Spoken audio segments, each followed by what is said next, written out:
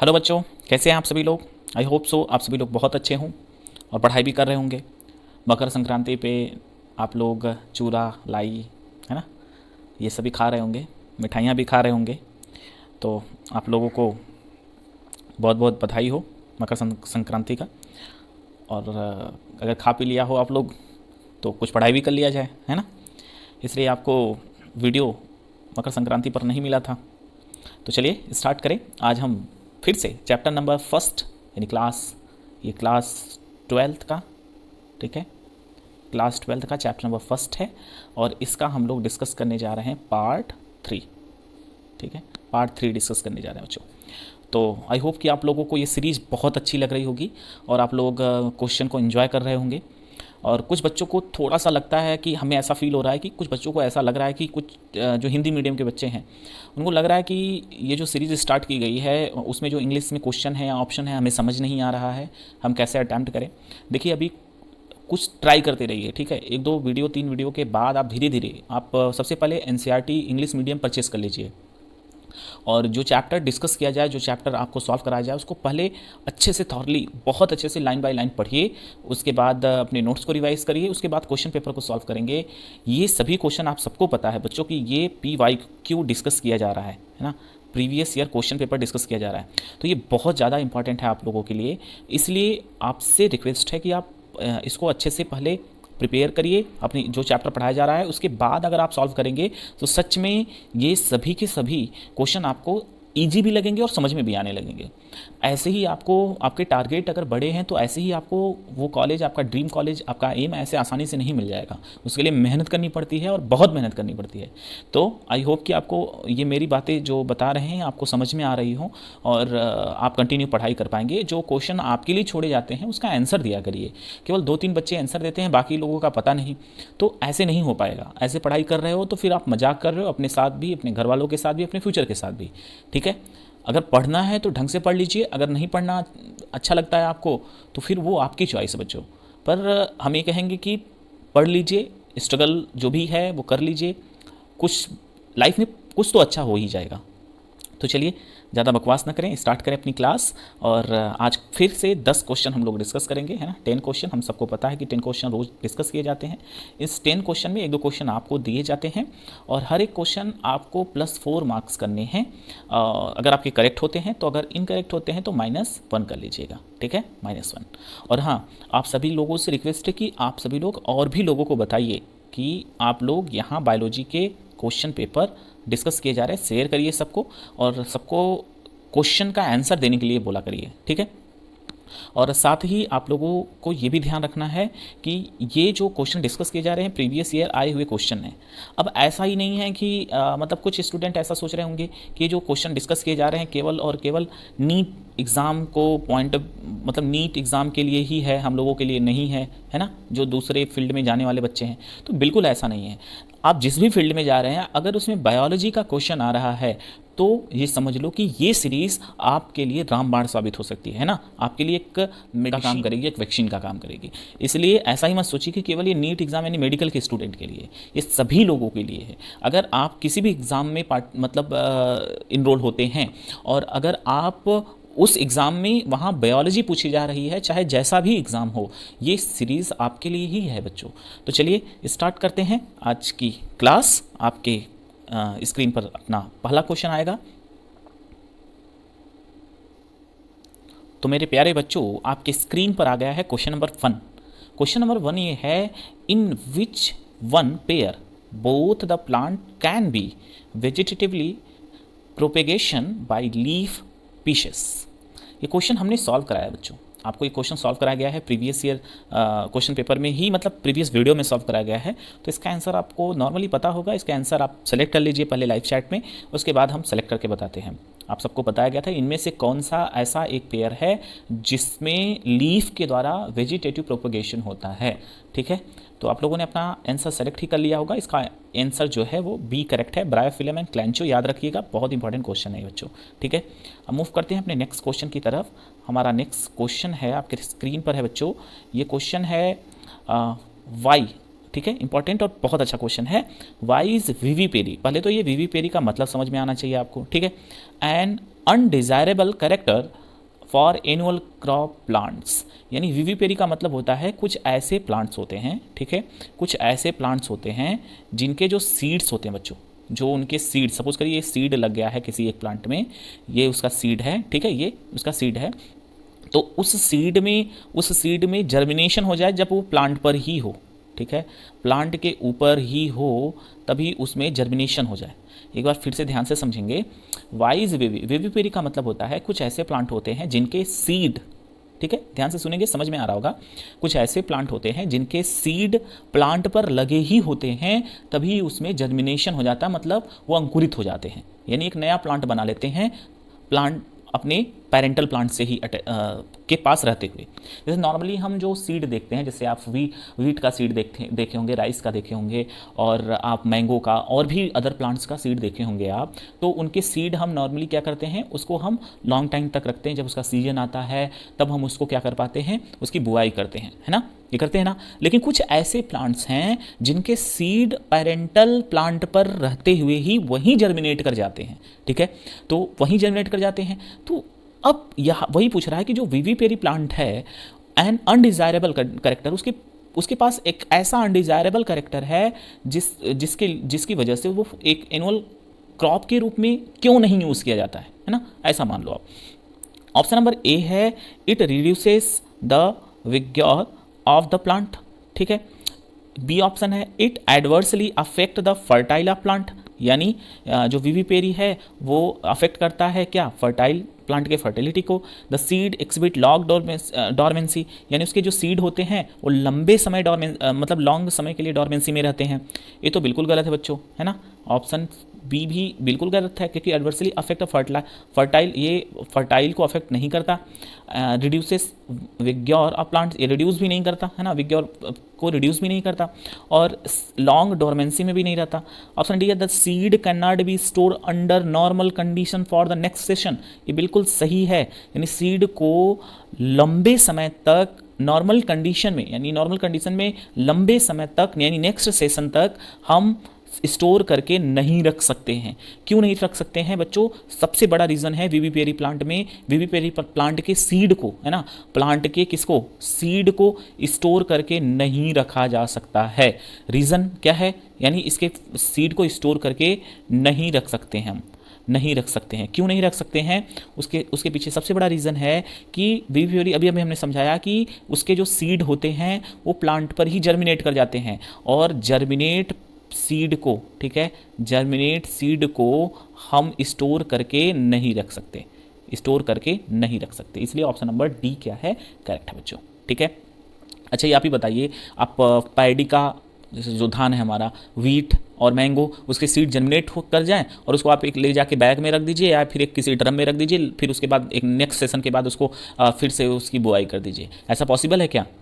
ऐसा तो होता नहीं है नॉर्मली, है ना, नॉर्मली ऐसा होता नहीं, इसलिए नहीं होता क्योंकि उनके प्लांट जर्मिनेट नहीं किए रहते हैं, वो डॉर्मेंसी में रहते हैं। चलिए नेक्स्ट क्वेश्चन की तरफ मूव करें। क्वेश्चन नंबर 3 है हमारे स्क्रीन पर, इन ऊगैमी फर्टिलाइजेशन इन्वॉल्व्स, ऊगैमी मतलब इसमें एक मेल गैमेट की बात करेगा और एक फीमेल गैमेट, ठीक है, ऊगैमी मतलब समझ में आ जाना चाहिए, ऊगैमी वर्ड आ गया, इस मतलब एक मेल गैमेट है इसमें और एक फीमेल गैमेट है। ऑप्शन सुनते हैं देखते भी हैं। ऑप्शन है a small non motile female gamete, पहले ही गलत है बच्चों, नॉन मोटाइल फीमेल गैमेट तो नॉन मोटाइल होता है, ठीक है, सही बात है, लेकिन स्मॉल नहीं होता, है ना, ये तो ऑप्शन गलत हो गया। बी ऑप्शन के पास जाते हैं, a large non motile female, ये तो बिल्कुल सही है, female gamete, and small motile male gamete, ये भी बिल्कुल सही है ना, इसका ये स्टेटमेंट सही है। सी की तरफ जाते हैं, a large non motile female gamete, large motile, ये बात तो सही लिख रखा है, स्मॉल नॉन मोटाइल, ठीक है, small non motile male gamete, अगर मेल गैमेट मोटाइल नहीं होगा तो फर्टिलाइजेशन नहीं होगा, तो ये नॉन की वजह से स्टेटमेंट सी वाला क्या हो गया, रॉन्ग हो गया। D, a non motile female gamete and a non motile female gamete, और नॉन मोटाइल फीमेल गैमेट केवल लिखा है बच्चों, यहाँ लार्ज लिखना चाहिए था, ठीक है, यहाँ लार्ज लिखना चाहिए था, जो कि सभी ऑप्शन में लिखा पड़ा है स्मॉल या लार्ज, लेकिन यहाँ पर करेक्ट इसलिए होता है ये क्योंकि ये क्या होता है, लार्ज होता है। और दूसरी बात यहाँ पर एक पॉइंट और भी रॉन्ग लिखा है, यहाँ स्मॉल नॉन मोटाइल लिखा है आगे, ठीक है, स्मॉल नॉन मोटाइल, जो कि ये भी बिल्कुल गलत है। तो ऑप्शन डी इनकरेक्ट हो गया, ऑप्शन नंबर सी भी इनकरेक्ट है क्योंकि यहाँ नॉन वर्ड आ गया है, और उसके बाद ए भी इनकरेक्ट है, ऑप्शन बी क्या है यहाँ करेक्ट है बच्चों। तो बच्चों यहाँ पर हम लोग क्या कर रहे हैं, हम डायरेक्टली क्वेश्चन के आंसर को, जो हमें क्वेश्चन का आंसर मिल रहा है उस क्वेश्चन के आंसर को, ऐसा नहीं कि हम केवल सेलेक्ट कर रहे हैं, बल्कि हम ये भी देख रहे हैं कि 3 ऑप्शन क्यों रॉन्ग है यहाँ पर, ठीक है, 3 ऑप्शन क्यों यहाँ पर रॉन्ग है। अब नेक्स्ट क्वेश्चन की तरफ मूव करें। नेक्स्ट क्वेश्चन है आपके स्क्रीन पर बच्चों, ध्यान से देखेंगे। ये क्वेश्चन है ड्यूरिंग रीजनरेशन, यानी रीजनरेशन के टाइम पर एन ऑर्गन, एक ऑर्गन किसी दूसरे ऑर्गन में क्या होता है, मॉडिफाइड होता है। एक ऑर्गन किसी दूसरे ऑर्गन में क्या होता है, मॉडिफाइड होता है। तो उसे हम क्या कहते हैं, मॉर्फोजेनेसिस, इपीमॉर्फोसिस, मॉर्फोलैक्सिस, और सी डी ऑप्शन है एक्रेटोमेरी ग्रोथ, ठीक है, एक्रेटोमेरी ग्रोथ। तो ये 4 ऑप्शन आपके स्क्रीन पर हैं बच्चों। हमें समझते हैं कि आप को इन 2 ऑप्शन में, ये सी और डी तो नहीं होगा, ठीक है, किसी भी हाल में नहीं हो सकता। तो आपको इस 2 ऑप्शन में कंफ्यूजन हो सकता है, ए और बी में, ठीक है, ए और बी में आपको कंफ्यूजन हो रहा होगा। अब अपना आंसर सेलेक्ट कर लीजिए बच्चों। आई होप कि आप अपना आंसर सेलेक्ट कर लिए होंगे। यहाँ एक है मार्फोजेनेसिस और एक है ईपीमॉर्फोसिस। देखो बच्चों, मार्फोजेनेसिस इसलिए इनकरेक्ट है क्योंकि ये इनकरेक्ट है, बी ऑप्शन यहाँ पर करेक्ट है। तो मार्फोजेनेसिस इसलिए इनकरेक्ट है क्योंकि मार्फोजेनेसिस में ऑर्गन का अरेंजमेंट, मतलब मॉडिफिकेशन तो होता है, लेकिन वो जेनेटिकली होता है, एक सिस्टम से होता है, ठीक है, जेनेटिकली होता है। और रीजनरेशन का प्रोसेस होता है कि कोई ऑर्गेनिज्म ग्रोथ कर लिया है पर उसके बॉडी में कोई प्रॉब्लम आ गई है, मतलब वो ऑर्गन उसका कट गया है, तो फिर से रीजनरेट कर ले। कोई की बात नहीं करेंगे क्योंकि सब में होता नहीं रीजनरेशन। नॉर्मली जो होता है रीजनरेशन का प्रोसेस होता है वो, जैसे आप छिपकली देखें उसकी पूंछ कट जाती है फिर वापस बन जाती है ना, तो उसमें देखा जा सकता है। और जैसे स्टारफिश रीजनरेशन करते हैं, है ना, स्टारफिश कर लेते हैं। तो इसलिए मॉर्फोजेनेसिस इसलिए नहीं होगा क्योंकि जेनेटिकली है ना, जेनेटिकली है, मतलब एक सिस्टम से होता है। पर ईपीमॉर्फोसिस क्या हो रहा है कि एक बॉडी बन चुकी है, उसके बाद उसमें वो कट गई है किसी कारण से, फिर से रीजनरेट करे, ठीक। तो ऑप्शन नंबर बी यहाँ पर बच्चों करेक्ट है। अब आते हैं क्वेश्चन नंबर 5 की तरफ। क्वेश्चन आपके स्क्रीन पर है। अब ये क्वेश्चन है, आप रीड करिए। The process of series of changes from larva to adult, यानी वह प्रोसेस क्या है, मतलब वो बदलाव, चेंजेस का वो प्रोसेस क्या है जिसमें कोई एक ऑर्गेनिज्म है जो लार्वा से एडल्ट में बदलता है आफ्टर एम्ब्रियोनिक डेवलपमेंट, यानी एम्ब्रियोनिक डेवलपमेंट में उसे कहते क्या है। तो इस क्वेश्चन के ऑप्शन को पढ़ लीजिए। ऑप्शन ए है regeneration, Metamorphosis, growth and ageing. तो इस चारों ऑप्शन में एक ऑप्शन करेक्ट है। इसका आंसर आप हमें कमेंट बॉक्स में देंगे, ठीक है। इसका आंसर आप हमें कहाँ पर देंगे, कमेंट बॉक्स में राइट करेंगे बच्चों। और हम मूव करते हैं अपने क्वेश्चन, नेक्स्ट क्वेश्चन की तरफ। नेक्स्ट क्वेश्चन है हमारे स्क्रीन पर है, क्या है, a population of genetically identical individual obtain from A sexual reproduction, यानी ऐसा पॉपुलेशन जो जेनेटिकली, मतलब आनुवंशिक रूप से आइडेंटिकल हो, यानी सिमिलर हो अपने पेरेंट्स से, ठीक है, यानी अपने इंडिविजुअल से, फ्रॉम ए सेक्सुअल रिप्रोडक्शन, यानी ए सेक्सुअल रिप्रोडक्शन में ऐसा होता भी है, ठीक है। तो उसके लिए जो वर्ड यूज़ किया जाता है उसमें क्या वर्ड यूज़ करते हैं, ये बच्चों एनसीईआरटी की लाइन है, ठीक है, डायरेक्ट एनसीईआरटी की लाइन है। और ये जो क्वेश्चन आया हुआ है, ये क्वेश्चन पूछा गया है बच्चों, ये क्वेश्चन है AIPMT 1993 का, ठीक है।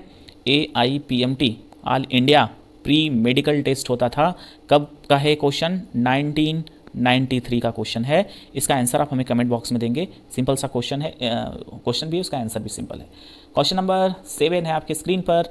सिनगैमी मीन्स, है ना, सिनगैमी मतलब क्या होता है, ये भी बच्चों किसका क्वेश्चन है, एनसीईआरटी, डायरेक्ट एनसीईआरटी का क्वेश्चन है। और जो डायरेक्ट एनसीईआरटी का क्वेश्चन है ये हम आपके लिए छोड़ेंगे। और ये भी AIPMT का क्वेश्चन है, all India pre medical test, ये भी AIPMT का है, 1991 में पूछा गया है, ठीक है। ऑप्शन है fusion of gamete, fusion of cytoplasm, fusion of 2 similar spore, fusion of 2 dissimilar spore. ये 4 ऑप्शन दिए हैं, इसमें सेलेक्ट करिए और आंसर बताइए। आंसर जरूर बताइएगा, है ना, ये मस्ट है आपके लिए। अगर नहीं बताएंगे तो हम ये क्लासेस नहीं पढ़ाएंगे, कोई मतलब नहीं है आपको पढ़ाने का जब आप कुछ क्वेश्चन का आंसर अपने से कोशिश नहीं करके बताएंगे। तो ऑप्शन नंबर 7 है, ये आपको हम वार्निंग नहीं दे रहे हैं, मतलब ये समझ लो आपसे एक रिक्वेस्ट ही है, क्वेश्चन का आंसर देंगे तो आप ही को आएगा, है ना।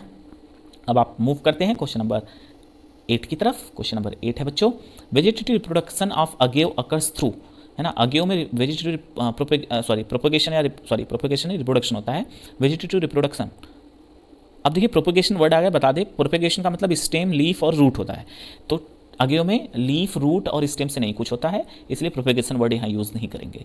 Vegetative reproduction of agave occurs through rhizome, stolon, bulbils और सकर। ये 4 ऑप्शन दिए गए हैं, इसमें से एक करेक्ट है।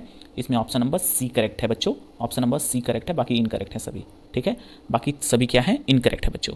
तो यहाँ पर आपका अगेयो का आंसर बल्बिल होगा।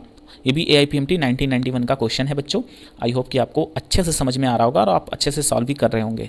ठीक है, अब हम मूव करते हैं अपने नेक्स्ट क्वेश्चन की तरफ। हमारा नेक्स्ट क्वेश्चन है आपके स्क्रीन पर बच्चे, new banana plant develop from. ठीक है, new banana plants develop from. यहाँ पर बच्चों 4 ऑप्शन है, राइजोम है, सकर है, स्टोलेन है और सीड है। तो स्टोलेन एंड सीड तो बिल्कुल नहीं हो सकता, एक गलत है। 2 ऑप्शन है बच्चों, यहाँ दोनों ऑप्शन क्या है, करेक्ट है।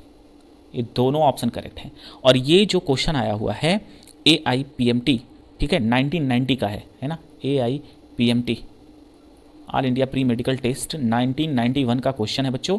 और ये क्वेश्चन जो है नीट मतलब मेडिकल एग्जाम में आया हुआ है। इसमें 2 ऑप्शन करेक्ट है, लेकिन उस टाइम पर एक ऑप्शन को करेक्ट माना गया है, सकर को, बी को, राइजोम को नहीं माना गया। राइजोम भी करेक्ट है यहाँ पर। ठीक है, लेकिन आपको ये ध्यान में रखना है जब भी ऐसा क्वेश्चन आए और आप में 2 ऑप्शन राइजोम और सकर दोनों आ जाए बनाना के लिए, क्योंकि बनाना दोनों में आता है, दोनों आ जाए तो बेटर ऑप्शन आपका सकर है। अगर सकर ऑप्शन में नहीं है तो राइजोम भी करेक्ट है यहाँ पर। तो यहाँ सकर ऑप्शन है ना। कभी कभी मोर देन करेक्ट ऑप्शन को करेक्ट करना पड़ता है, तो इसलिए ऑप्शन नंबर बी करेक्ट है यहाँ पर। अब आते हैं क्वेश्चन नंबर 10 की तरफ। क्वेश्चन नंबर 10 है बच्चों, fertilisation can not occurs in absence of surface water. यानी फर्टिलाइजेशन नहीं हो सकता अगर वाटर अब्सेंट है तो। ठीक है, वाटर अब्सेंट है तो फर्टिलाइजेशन नहीं हो सकता। किस में नहीं हो सकता, फ्यूकस में, फ्यूनेरिया में, मार्सिलिया में। ठीक है, यहाँ पर एल्गी और ब्रायोफाइट्स के नाम दिए गए हैं। तो आप कौन सा ऑप्शन सेलेक्ट करेंगे बच्चों, ये यहाँ पर ऑप्शन नंबर डी करेक्ट है, क्योंकि फ्यूकस, फ्यूनेरिया, मार्सिलिया सभी तीनों के लिए क्या चाहिए, वाटर चाहिए। ठीक है, वाटर चाहिए किसके लिए, फर्टिलाइजेशन के लिए, फर्टिलाइजेशन के लिए। ठीक है, फर्टिलाइजेशन के लिए वाटर की नीड होती है बच्चों। तो ये 10 क्वेश्चन हमने सॉल्व करा दिया। इसमें आपको 2-3 क्वेश्चन दिए गए हैं, उस क्वेश्चन का आंसर आप हमें कमेंट बॉक्स में देंगे। और हाँ, मन से पढ़ते रहिए, हम ऐसे ही अच्छे अच्छे क्वेश्चन आपके लिए PYQ previous year question paper लाते रहेंगे, और आपके मोरल को भी और आपके कंसेप्ट को भी, ठीक है, आपके कंसेप्ट को भी हम क्या करेंगे, मस्त इंक्रीज करेंगे, मस्त इंक्रीज करेंगे मतलब पुल्ड करेंगे, और आप बायोलॉजी में बहुत अच्छा मार्क्स गेन कर पाएंगे, है ना। ऐसा बिल्कुल मत सोचिए कि ये केवल नीट के लिए है, ये आपके बोर्ड एग्ज़ाम के स्टूडेंट के लिए भी है। ठीक है, बोर्ड स्टूडेंट के लिए भी है, और साथ में अदर एग्ज़ाम के लिए भी है जहाँ पर बायोलॉजी आती है। ठीक, तो चलते हैं, फिर से मिलेंगे नए क्लास में। और हाँ, शेयर करिए वीडियो सबको, और बताइए कि नहीं, हाँ क्वेश्चन सॉल्व किया करिए, क्वेश्चन देखा करिए, और जो लाइव क्लासेस हैं, प्रीमियर है, उसमें अपने आंसर को भी सेलेक्ट किया करिए। चलिए बच्चों, चलते हैं। Thank you so much, thanks for watching, all of you my dear student.